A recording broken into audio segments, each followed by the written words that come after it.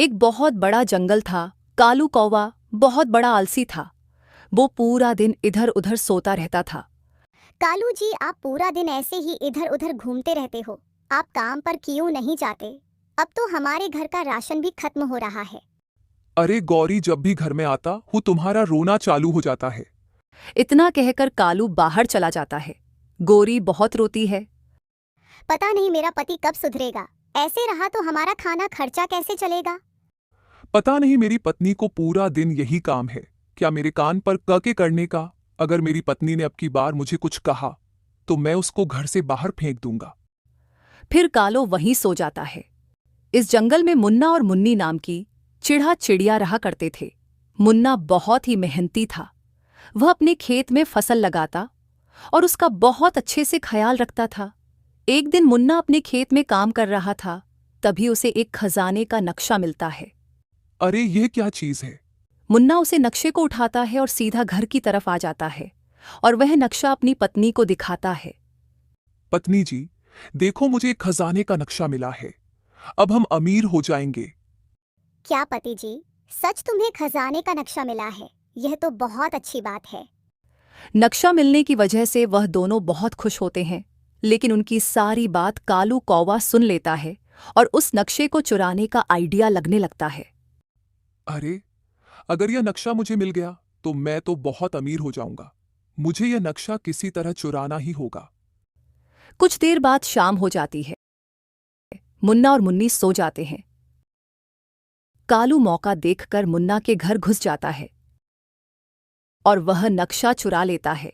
फिर वह उसे नशे को देखकर खजाने की तरफ निकल जाता है। उसे खजाने के पास पहुंचते पहुंचते सुबह हो जाती है।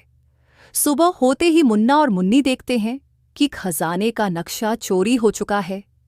यह क्या पत्नी जी, हमारा खजाने का नक्शा कहाँ गया? उसके बारे में तो किसी को पता भी नहीं था।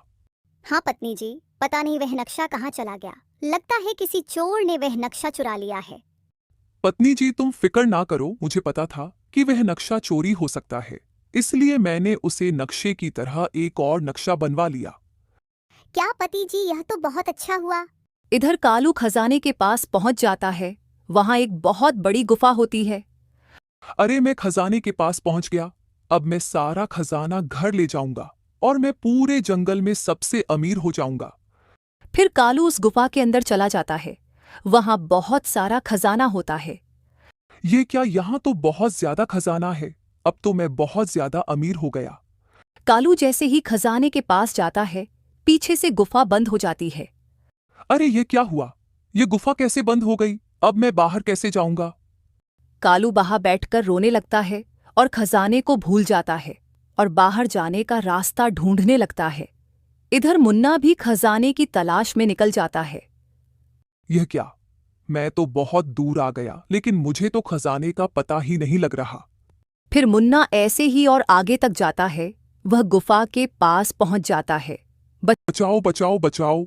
अरे ये किसकी चिल्लाने की आवाज आ रही है? मुझे लगता है मुझसे पहले यहाँ कोई और आ गया है। शायद यह वही हो सकता है जिसने मेरा खजाने का नक्शा चुराया था। फिर मुन्ना उसे गुफा को खोलने की कोशिश करता है, पर वह गुफा उसे बिल्कुल नहीं खुलता है। अरे अब मैं क्या करूं? ये गुफा तो खुल ही नहीं रही है। फिर अंदर से कालू आवाज देता है। मुन्ना भैया, मैं अंदर फंसा हुआ हूं, मुझे बाहर निकालो। अरे यह तो कालू कौवा है। अच्छा, तो मुझे अब समझ आया, मेरा नक्शा इस कालू ने चुराया था। अब मिली इस कालू को सजा।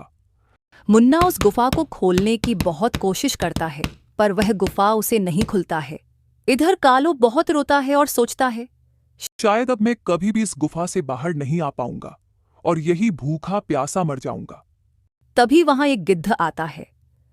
अरे चिढ़ा भाई, तुम यहाँ क्या कर रहे हो और तुम इस गुफा को क्यों खोल रहे हो? गिद्ध भैया, इस गुफा के अंदर मेरा दोस्त फंस गया है। तुम उसे निकालने के लिए मेरी मदद करो। फिर गिद्ध और मुन्ना गुफा के पत्थर को हटाने लग जाते हैं। बहुत मुश्किलों के बाद वह पत्थर है जाता है और वह दोनों अंदर जाते हैं। मुन्ना भाई, मुझे माफ कर दो। मैंने बहुत बड़ी गलती कर दी। कालू, तुम्हें तो इसकी सजा में दिलवाकर ही रहूंगा। तुम हमेशा से ही दूसरों के पैसों पर नजर रखते थे। तुमने कभी खुद से मेहनत ही नहीं की। नहीं मुन्ना भाई, आज के बाद मैं कभी भी गलत काम नहीं करूंगा और मेहनत से पैसा कमाऊंगा।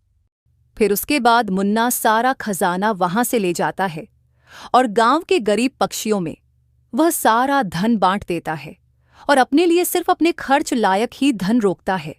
इसी तरह वह हंसी खुशी रहने लग जाते हैं। इधर कालू भी अब मेहनत करने लगा था और अपनी पत्नी के साथ हंसी खुशी रहने लगा था। प्यारे दोस्तों, हमें कभी भी कोई गलत काम नहीं करना चाहिए, क्योंकि गलत काम का फल हमेशा गलत ही होता है। इसलिए हमेशा अच्छे काम ही करें। प्यारे दोस्तों, इस कहानी को लाइक, कमेंट और चैनल को सब्सक्राइब करना बिल्कुल ना